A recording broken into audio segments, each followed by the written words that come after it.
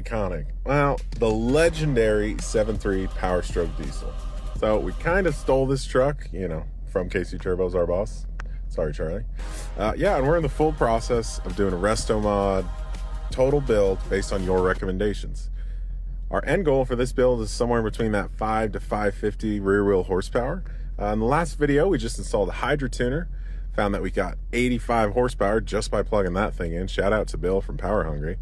But also found out we were dropping ICP pretty bad. Then we installed a CNC Fab Stage 2 HPOP, and that helped the issue, but didn't really fix it.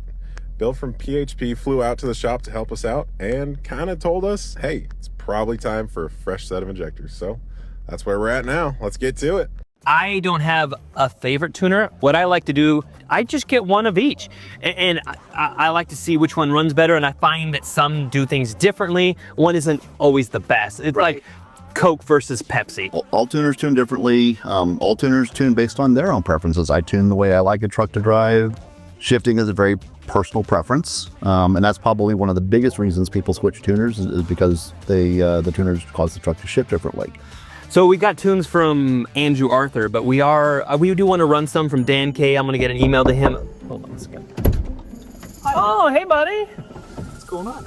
Andrew's here. Andrew. We just got done dynoing, and we want to talk about the next mods we're going to do. Yeah, let's do it. We're pretty sure we've got an injector issue. The coil isn't holding the pop it up, and as ICP ramps up and pulse with his higher, it flutters a little bit on the dyno. So to test that, we're just gonna throw new injectors in. We were gonna throw new stalkers in there, but this isn't gonna end up with stock injectors anyways. Right. Our goal was 500 to 550, so we're doing 23880s and a stage 2. Everything else is stock, so stock fuel pump, stock air filter, stock exhaust. Okay.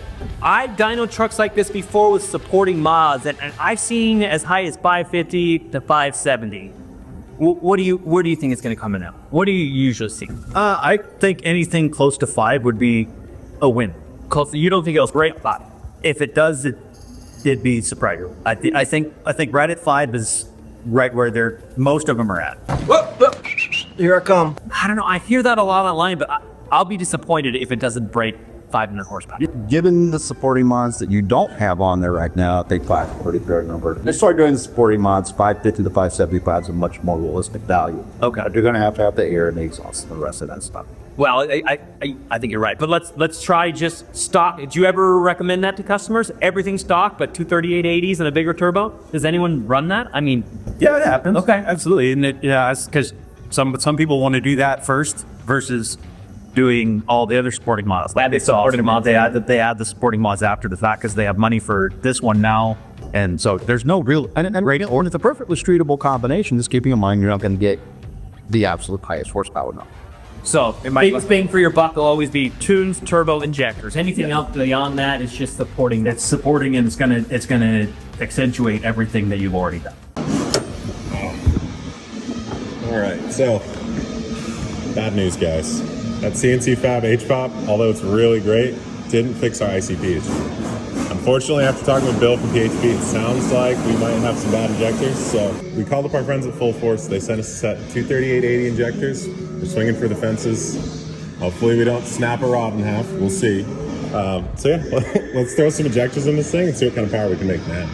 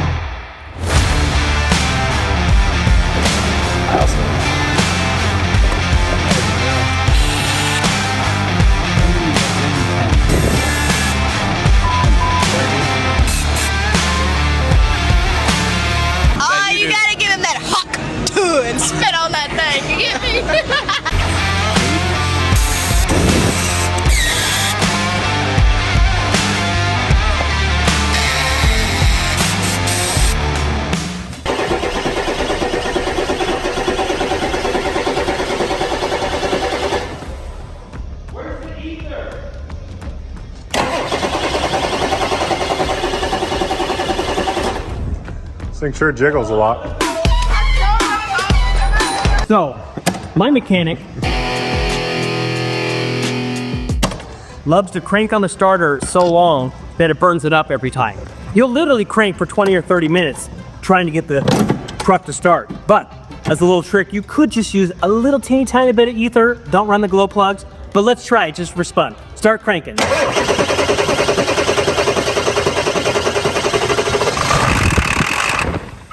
Good night. And then it's good. A little smoky.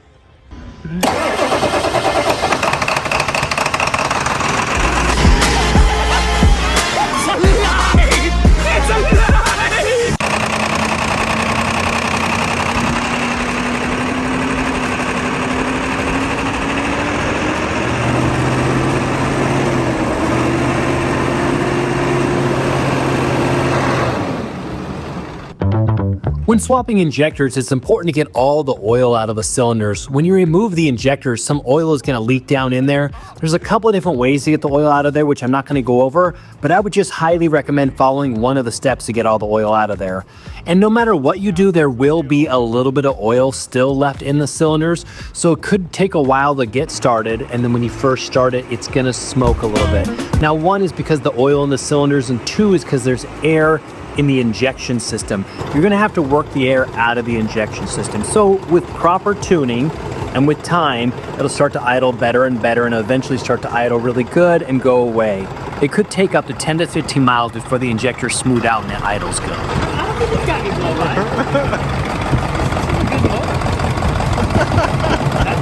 That's good for a 7.3. I'll stop blowing the cap off.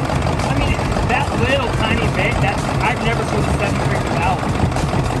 Right? That's pretty good for a 7.3. Yeah, remember to water your engine. Yeah, like 30 gallons of brake clean. $30. Yeah, it cleans all your electrical connectors that are not full of oil. You just break it open and just spray the whole engine.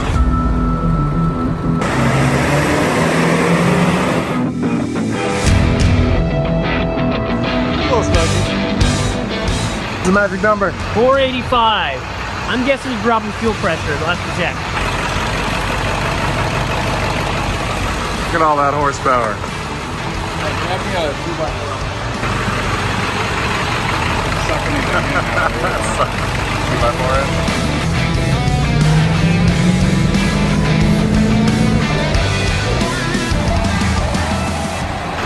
Any better? Gain horsepower by taking off the air filter. Race car. You're smoking a lot. You think it's cleaning out the exhaust still? It might be the hose. That's the hose.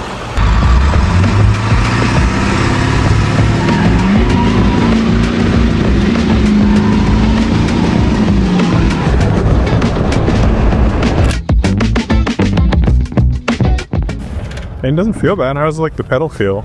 A little touchy. Yeah. It'll be better with the proper tune on it. So whenever doing an injector swap on a 7.3, it's important to note that it's gonna run like garbage for a little bit. It scares a lot of people when they first swap it. Yes, there could be something wrong, but don't stress out until you get the right tunes on it and you drive it for, I don't know, 10 to 20 miles. Yeah. You got to get on it a couple times because in the Huey system, what happens is it'll get air inside the system. And because it's hydraulic, there's oil. When you do the injectors, it drains out all the oil and you get air in there. You have to work out all the air bubbles. And until you get all the air worked out of the system, it's honestly gonna smoke more, run like garbage, idle rough, and you'll have long cranks. We get a lot of emails from people that, oh, I just installed these injectors, I just got it running, and it was idling, and we were supposed to shut it off, and now it won't start. Yeah. No, that's totally normal. Like it'll have long cranks for a while, it'll run a little rough, a little shaky, it won't idle perfect, but put the right tune on it, give 10 to 20 miles, it should be fine. Some injector builders I've seen say, 20 to 50 miles. Depends on how easy you drive it.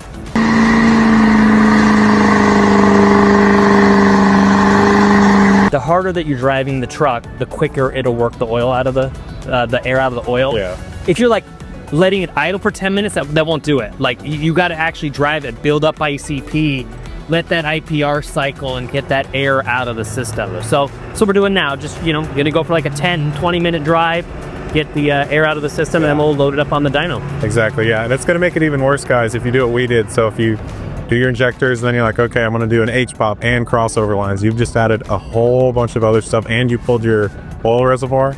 You added a whole bunch of more parts that are just going to hold air. So it's going to take even longer. So just go beat on it, have fun.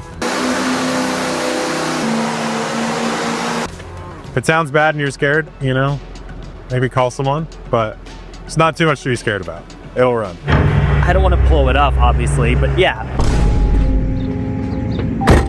Well, kind of had to limp this thing back home. Whoops, I'll blame Charlie. But a little surprised the stock trans didn't hold up to like that 500 horsepower truck we had built.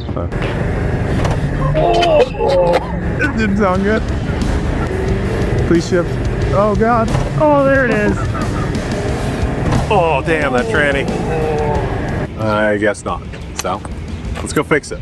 Some of you guys are probably wondering why we didn't change the tranny sooner. To be honest, we didn't really need to. You can make as much horsepower as you want on the dyno with the stock trans because you're not shifting gears. Putting all that power through all those different clutch packs, especially when they're stock like our truck, that's when you run into issues. We got a transmission from Transmissions Done Right, called up our buddy Justin, set him out of core, and he hooked us up. So let's go get this thing installed.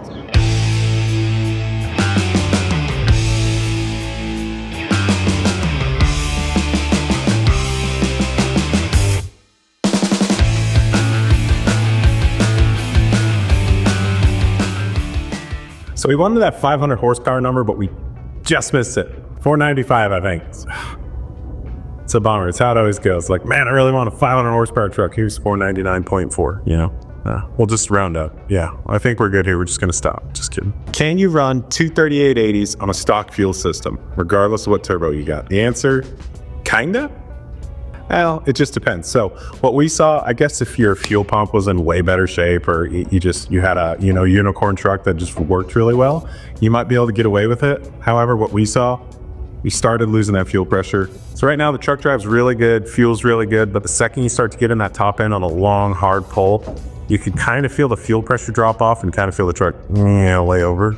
And then once you lose fuel pressure, if you keep hammering on it and, you know, going through all the gears and the fourth overdrive locked out, you're dropping fuel pressure at the end there, and there's a good chance you're gonna hurt those brand new injectors you just put in. So we're gonna take care of that, make sure this thing stays reliable and makes good power. All right, so called up the guys at AirDog and they said, hey, what do you need? We said, hey, we really want your new 5G. They said, done, got it. So we're gonna put that thing on next, and we're gonna show you guys how it works, why we put it on, and hopefully 100 horsepower. Here we come. So guys, when we get this fuel system installed, how much horsepower do you think it's gonna make?